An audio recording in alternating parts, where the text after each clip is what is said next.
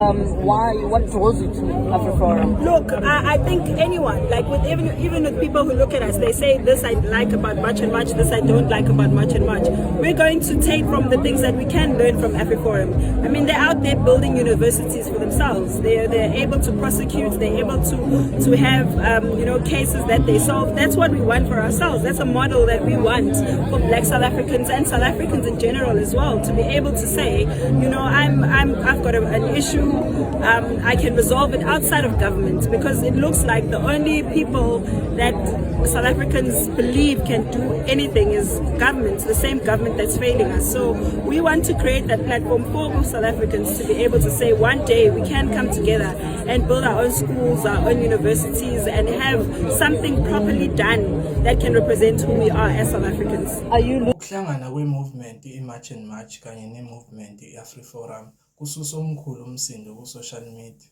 kanti-ke nomunye webala elimhlophe uyaphawula ngayo lento.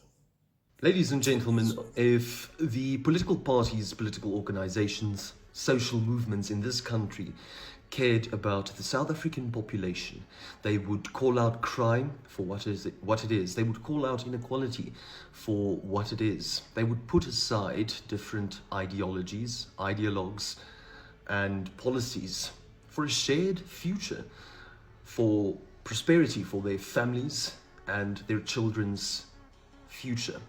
But that is not what is being done in this country. What is being done, and we have to take note of the dangers and the concerns we should have around two of the most divisive political movements in South Africa joining hands, becoming collaborative partners. Ladies and gentlemen, alarm bells should be ringing in our heads. Why? Not necessarily because they are portraying the image of uniting, of standing together, of putting aside differences. Of course, we should all be doing that.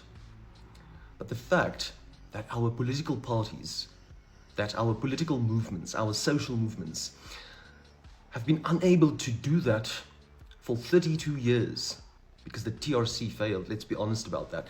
They've been unable to do this for 32 years, when the two most divisive political movements, social movements in this country, the architects of the white genocide myth and the architects of a more populist South Africa, get together and say, we have plans for a shared future, specifically seeing that Kali Kriel did in 2018, if I'm not mistaken, say that he did not think that apartheid was a crime against humanity, though he thought it was wrong.